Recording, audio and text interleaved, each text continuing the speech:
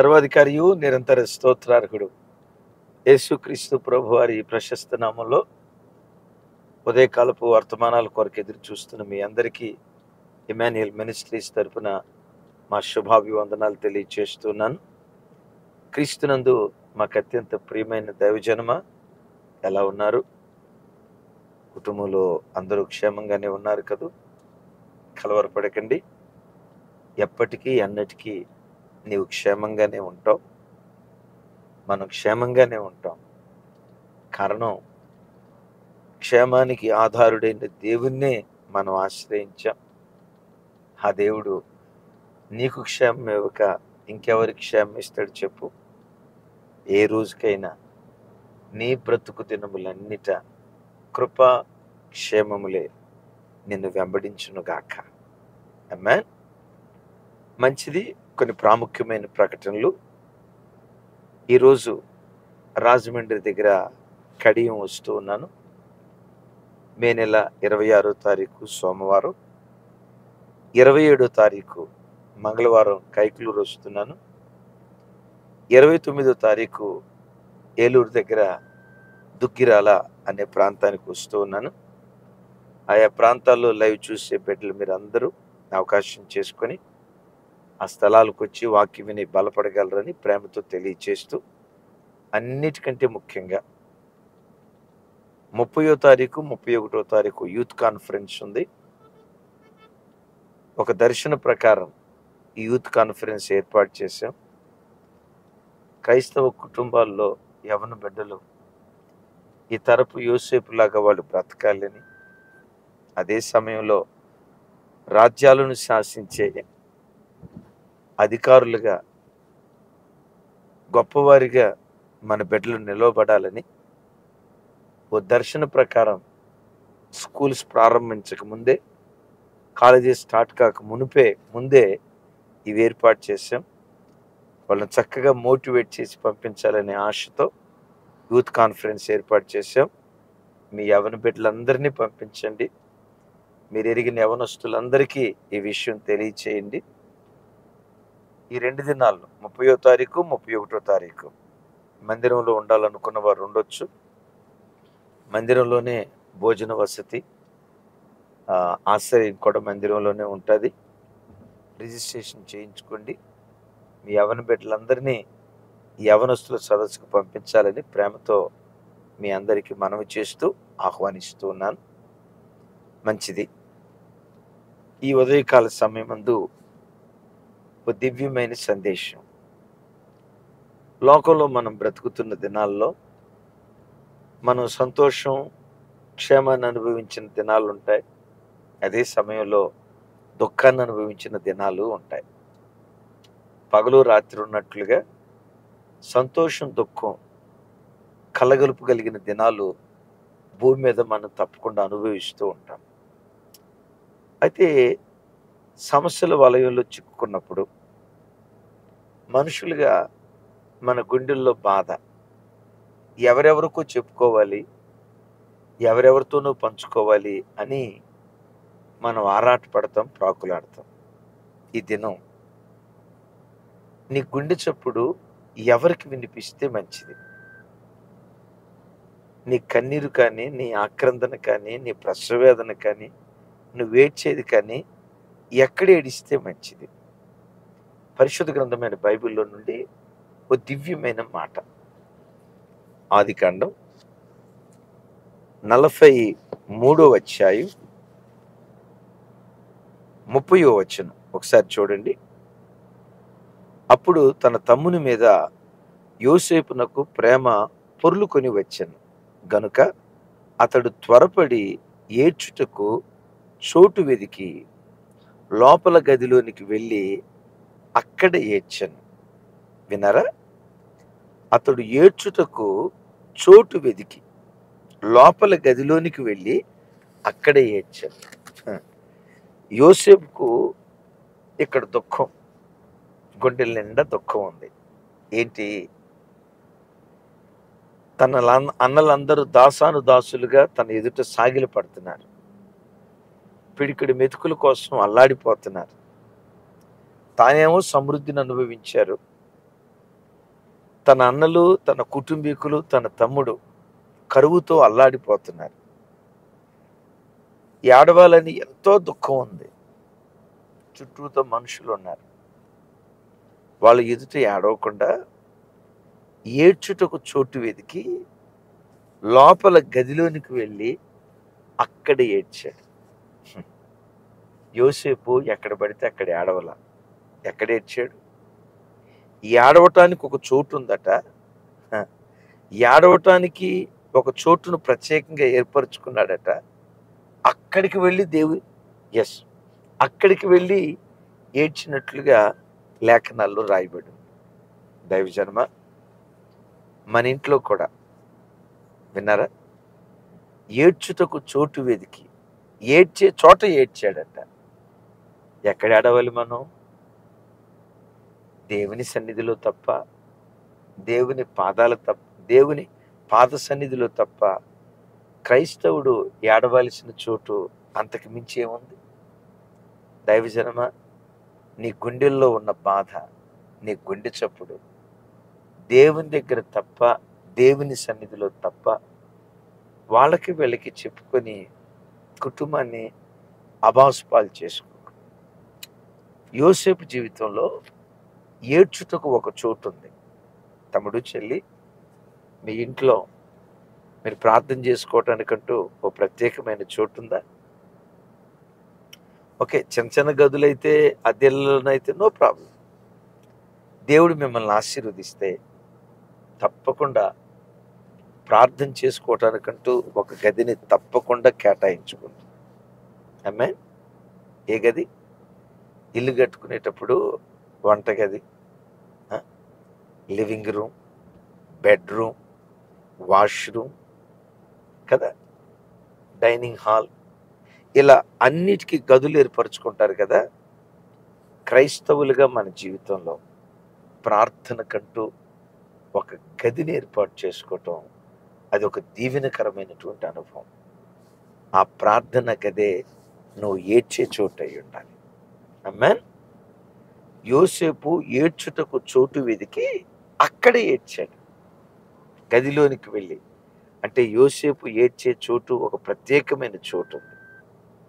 నీ ఇంట్లో కూడా అది చిన్న ఇల్లైనా ప్రార్థన చేసుకోవటానికంటూ ప్రత్యేకమైన స్థలం కలిగి అక్కడ ప్రార్థన చేసుకుందువు గాక. లేదు, చిన్న గదిలో ఉంటున్నావు, పర్వాలేదు. మెట్టుకునేనంట నీ గుండె చప్పుడు వినిపించే స్థలం మనుషులు కాదు, బంధువులు కాదు. నీ గుండె చప్పుడు వినిపించే ఏకైక స్థలం దేవుని పాద సన్నిధి. ఓ ప్రత్యేకమైన గదిలోనే ప్రార్థన చేస్తే దేవుడు వింటాడు, అక్కడే దేవుని సన్నిధి ఉంటుంది అనేది ఏం లేదు కదా. నువ్వు ఎక్కడ ప్రార్థన చేసినా అక్కడ దేవుని సన్నిధి ఉంటుంది. అంటే అయితే నీ ఏడ్పు, నీ గుండె చప్పుడు దేవుని సన్నిధిలో మాత్రమే మనం వినిపించేవారిగా ఉండాలి. మనుషుల దగ్గర మనం వినిపించామనుకోండి, నేనంట మనుషులు ఏం చేయగలుగుతారు? కొంతమంది ఆదరించగలుగుతారు కానీ సమస్యను పరిష్కరించగలుగుతారా? రెండో వర్గం ప్రజలు ఉంటారు. వాళ్ళ దగ్గరికి వెళ్ళి నీ బాధ చెప్పుకున్నావు అనుకో, వాడు విని మనసులో కొంతమంది ఏమనుకుంటారో తెలుసా? దీనికి అట్టాగే కావాలరా, వీడికి అట్టాగే కావాలరా, లేకపోతే వీడు మౌలుడా, ఇట్లాంటి ముళ్ళే పెట్టాలి వీడికి, ఇట్లాంటి ముళ్ళు పెడితేనే వాడు అని నువ్వు ఏడుస్తూ ఉంటే పైకి ఓదార్పు మాటలు మాట్లాడతా లోపట వాడికి అట్టాగే కావాలని శాడిస్టులుగా సంతోషించే వాళ్ళు ఎంతమంది ఉంటారో నీకు తెలుసా? నీ బాధ విన్నట్లుగా విని నీ ఇంటి విషయాలు ఆ ఇంటికి ఇంటికి చెప్పే సాడిలు కోరు మనుషులు ఎంతో మంది ఉంటారు, తెలుసు కదా. అందుకని అంట, చెల్లి, తమ్ముడా, యోసేపు ఏడ్చుటకు చోటు వెతికి అక్కడే ఏడ్చినట్లుగా మీరు నేను ఏడ్చే స్థలం యేసయ్య పాదాలే అయ్యుండును గాక. బైబిల్లో ఒక అద్భుతమైన సన్నివేశం చెప్తాం, గుండెల్లో దాచుకోండి. షూనేమీరాలు ఉంది కదా బైబిల్లో. తన కుమారుడు చనిపోయాడు. తన కుమారుడు చనిపోతే ఆ కుమారుణ్ణి ప్రవక్త అయిన ఎలీషా ఉండే ఆ గది, ఆ మంచం మీద పండుకోబెట్టి భర్త కబురు పంపిస్తుంది. ఏమని? అయ్యా, నేను ప్రవక్త దగ్గరికి వెళ్ళాలి, పనివారిని గాడిదలను పంపించండి, పర్వతం దగ్గర ఉన్న ప్రవక్త దగ్గరికి నేను వెళ్ళాలి అని అంది. ఇక్కడ ఒక విషయం ఆలోచించండి. కొడుకు చనిపోయాడు. కొడుకు చనిపోయిన సంగతి చివరికి భర్తకు కూడా చెప్పదు. అంటే మన ఇంటి గుట్టు భర్తకు చెప్పకుండా దాచిపెట్టమని కాదు నేను అనేది. భర్తకు చెప్తే భర్త ఏం చేసేవాడు? ఏడ్చేవాడు, సమాధి కార్యక్రమం ప్రారంభించేవాడు. భర్త పరిష్కరించలేడు కదా. కొడుకు చనిపోయిన సంగతి భర్తకు ఒక్క మాట కూడా చెప్పకుండా పనివారిని తీసుకొని పర్వతం దగ్గర ఉన్న ప్రవక్త దగ్గరికి వెళ్తుంది. ఆ ప్రవక్త అంత దూరం నుండి షూనేమిరాల్ని చూశాడు. షూనేమిరాలు వస్తుందేంటి? ఏంటి ఒకతే పనివారిని తీసుకొని వస్తుంది? ఆత్మలో ఏదో జరిగిందని కాస్త కంగారు పడతా తన శిష్యుడు గెహజీ ఉంటాడు కదా, నువ్వు షూనేమిరాల్ని వెళ్ళి అడుగు, నీవును నీ భర్త నీ బిడ్డ సుఖంగా ఉన్నారా అని అడుగు అంటాడు. చూడండి, ఆ మాట చదువుకుందాం. రాజుల 2వ గ్రంథం. రాజుల 2వ గ్రంథం 4వ అధ్యాయం 26వ వచనం. 26. నీవు ఆమెను ఎదుర్కొనుటకు పరుగున పోయి నీవును నీ పెనిమిటియు నీ బిడ్డయు సుఖముగా ఉన్నారా అని అడుగుమని తన పనివాడైన గెహజీతో చెప్పి పంపెను. అందుకామె సుఖముగా ఉన్నామని చెప్పాను. ఏంటంటే గెహజీ వచ్చి అడుగుతున్నాడు, సుఖంగా ఉన్నారా నీవు, నీ భర్త, నీ బిడ్డ సుఖంగా ఉన్నారా అంటే, చూడండి ఆ తల్లి ఏమంటుంది? సుఖంగానే ఉన్నాము అని. అరే, బిడ్డ సుఖంగా ఉన్నాడా? చనిపోయాడు కదా. గెహజీకి చెప్పాల. దైవజన్మ గెహజీ ప్రవక్తే, కాకపోతే సరైన ప్రవక్త కాదు, సరైన దైవ సేవకుడు కాదు. మీరు ఎరుగుతురు కదా, సరైన దైవ సేవకుడు కాదు. ఆయనకి చెప్పలేదు. సుఖంగా ఉన్నారంటే సుఖంగా ఉన్నామని చెప్పి ముందుకు వచ్చింది. ఇప్పుడు చూడండి ఆ మాట, 27వ వచనం. పిమ్మట ఆమె కొండ మీదనున్న దైవజనుని యొద్దకు వచ్చి అతని కాళ్ళు పట్టుకొనెను. అక్కడ ఏడుస్తుంది. ఆవిడ ఏడ్చే స్థలం ఏది? ఎలీషా పాదాలు. ఎలీషా అనే పేరుకున్న అర్థం యెహోవా రక్షణ. యెహోవా రక్షణ ఎవరు? యేసుక్రీస్తు వారు. రక్షకుడు దేవుడైన యెహోవా ద్వారా మనందరికీ పంపబడిన రక్షకుడు యేసుక్రీస్తు వారు.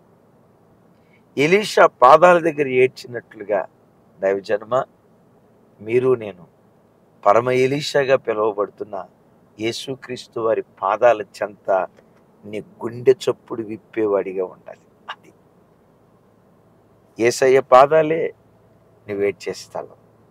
షూనేమిరాలు చూడండి, భర్త దగ్గర ఆడవల. అలాగని భర్త దగ్గర రహస్యం దాచిపెట్టొద్దని కాదు, రహస్యం దాచిపెట్టమని కాదండి. గుండెల్లో ఉన్నది ఏదైనా భర్తతో చెప్పుకోవాలి, అది మన బాధ్యత. తనతో పాటు వచ్చిన పనివాడికి చెప్పాల. విచిత్రం చూడు, తనతో పాటు వచ్చిన పనివాడికి చెప్పలేదు, వచ్చిన గెహజీకి చెప్పాల. ఎవరికి చెప్పిందో తెలుసా? తన సమస్యను పరిష్కరించగలిగిన ఎలీషాకు చెప్పింది.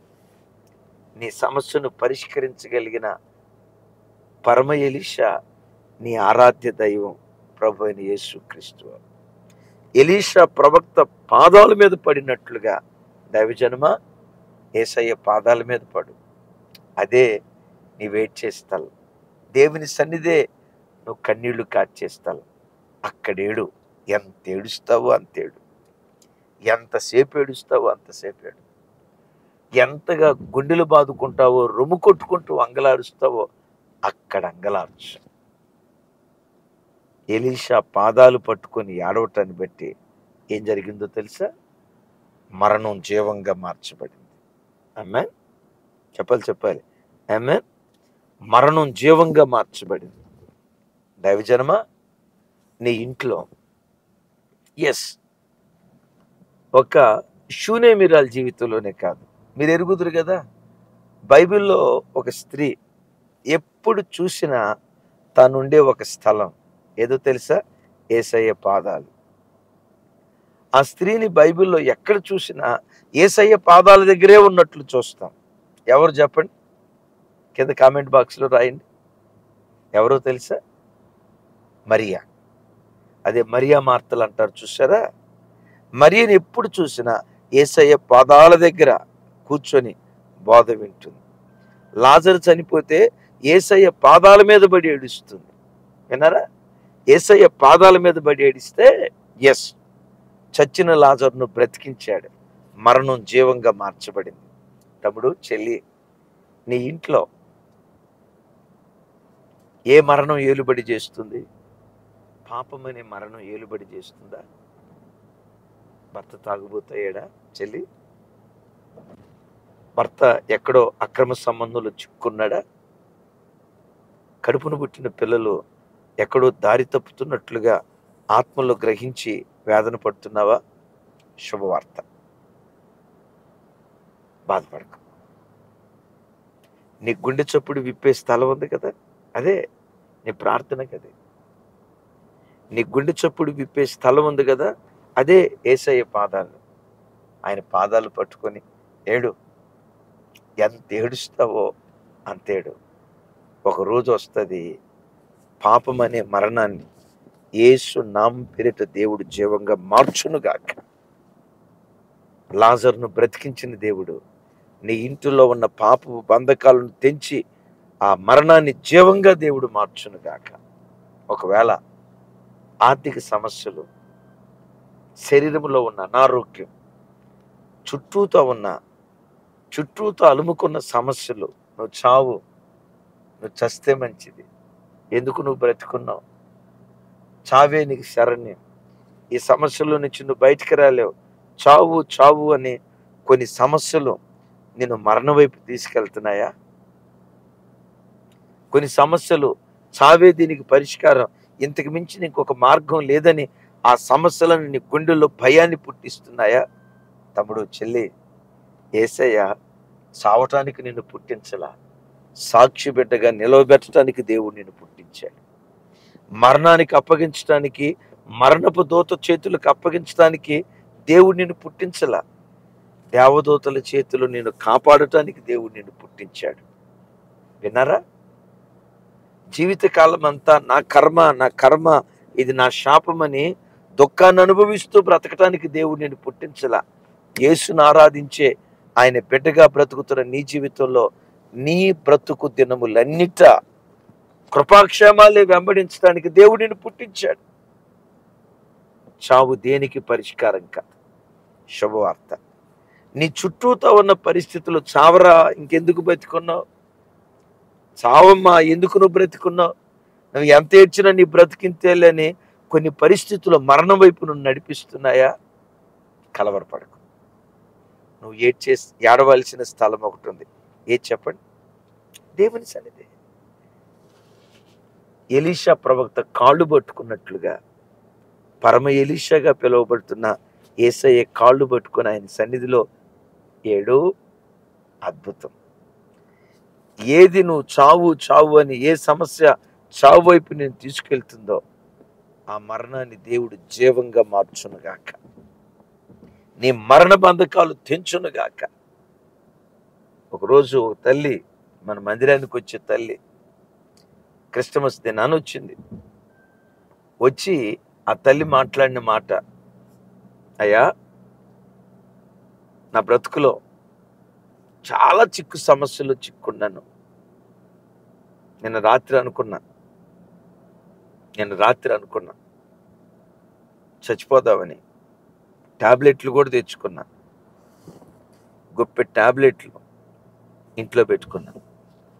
సరే ఈరోజు క్రిస్టమస్ కదా, క్రైస్తవుల పండగ కదా, ఒకసారి చర్చికి వెళ్దాం అని ఈరోజు వచ్చా. ఈరోజు వాక్యం విన్న తర్వాత చావాలనే మనసు నాలో చచ్చిపోయింది. బ్రతకాలనే ఆశ దేవుడు నా లోపల పుట్టించాడు. ఇంతకీ ఎందుకు చావాలనుకున్నావమ్మా? ఆ తల్లి ఏడుస్తూ చెప్పింది, 27 లక్షల రూపాయలు అప్పులు అయిపోయామయ్యా. మా బిడ్డ ఏదో బిజినెస్ పెట్టి అప్పులు పాలైపోయారు. ఇది పరిస్థితి. ఈ 27 లక్షల రూపాయలు అప్పు తెచ్చడం మా వల్ల కాదు, చచ్చిపోదాం అనుకున్నాను. కానీ ఈరోజు మీరు వాక్యం చెప్పారు కదా, అసాధ్యమైన కార్యాలు సాధ్యపరచగలిగిన వాడని. పర్వతం లాంటి సమస్యలను కూడా దేవుని సన్నిధి మైనంలాగా కరిగింప చేస్తాదని చెప్పారు కదా. నాకు విశ్వాసం కలిగింది అయ్యా. నేను చావను, బ్రతుకుతా బ్రతుకుతా బ్రతుకుతా. నా కొరకు ప్రార్థన చేయండి అయ్యా. ప్రార్థన చేసాం. ఆ కుటుంబం క్రమంగా మందిరానికి వస్తుంది. 3 సంవత్సరాలు గడిచిందో లేదో 27 లక్షల రూపాయలు అప్పంతా తీరిపోయింది. అద్భుతం. ఇదే హైదరాబాద్లో 70 లక్షల రూపాయలు పెట్టి చక్కటి అపార్ట్మెంట్, 3 బెడ్రూమ్ ఫ్లాట్ తీసుకోవటానికి దేవుడు కృప చూపించాడు. ఈరోజు వాళ్ళు అంటారు, దేవుని సన్నిధిలో కార్చిన కన్నీళ్లను దేవుడు మర్చిపోక మరణ బంధకాలను తెచ్చి గడిచిన దినాల్లో మాకు ఎదురైన సమస్య ఈరోజు సాక్ష్యంగా దేవుడు మార్చాడు. ఆమేన్. విన్నారా ఈ మాట? గడిచిన దినాల్లో మా బ్రతుకులో ఎదురైన ఆ శ్రమ ఈరోజు మాకు సాక్ష్యంగా మార్చాడు. తమ్ముడు, ఈరోజు ఏ శ్రమ నువ్వు అనుభవిస్తున్నా నమ్ము, ఈరోజు నువ్వు అనుభవిస్తున్న శ్రమ రేపు సాక్ష్యంగా దేవుడు మార్చబోతున్నాడు. అలా మార్చేటట్లుగా చెప్పండి. నీ గుండె చప్పుడు ఎక్కడ వినిపిస్తావు? ఎవరికి నీ బాధ చెప్పుకుంటావు? అమ్మకి, నాన్నకి, వాళ్ళకి, వీళ్ళకి గంటల తరబడి చెప్పి సమయాన్ని వృధా చేసుకున్న దానికంటే నీ సమస్యను పరిష్కరించగలిగిన దేవుని సన్నిధిలో నీ గుండె చప్పుడు విప్పుదువుగాక. యోసేపుని గురించి చూశారు కదా, ఏడ్చుటకు చోటు వెతికి లోపల గదిలోనికి వెళ్ళి అక్కడ ఏడ్చాడు. ఎంత బాధ ఉన్నా ఈ వాక్యం విన్న తర్వాత ప్రార్థన గదిలోకి వెళ్ళి తలుపులేసుకో. ఎంత ఏడుస్తావో అంత ఏడు.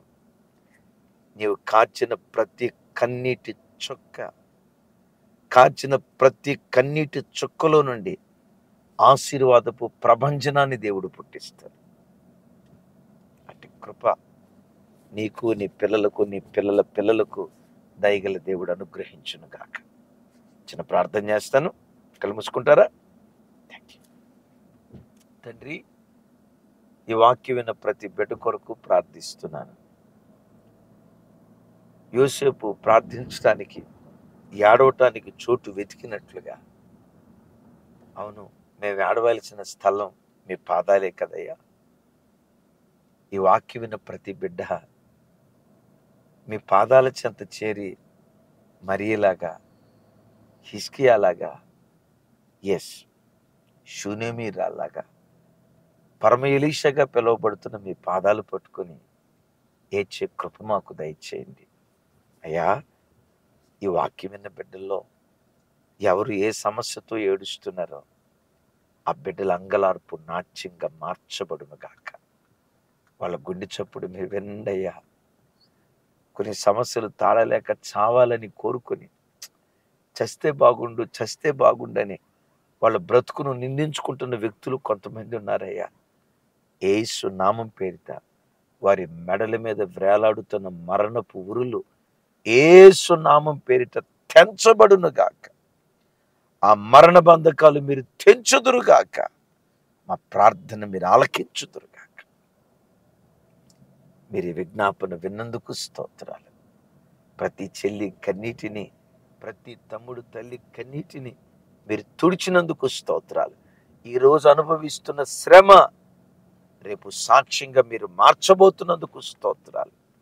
వివాహాల కొరకు ఎదురు చూస్తున్న బిడ్డల జీవితాలు అద్భుతం చేయండి అయ్యా. ఉద్యోగాల కొరకు ఎదురు చూస్తున్న బిడ్డల జీవితాల్లో ఆశ్చర్య కార్యం చేయండి. కృపా సమాధానాలు తోడుగా వచ్చుమని యేసు నామం పేరిట ప్రార్థించి పొంది ఉన్నాం తండ్రి, ఆమేన్. తండ్రి అయిన దేవుని ప్రేమ, కుమారుడైన యేసుక్రీస్తు వారి దివ్య కృప, పరిశుద్ధాత్మ దేవుని సహవాసం మనకు సకల పరిశుద్ధులకు సదా తోడయుండును గాక. ఆమేన్. Thank you.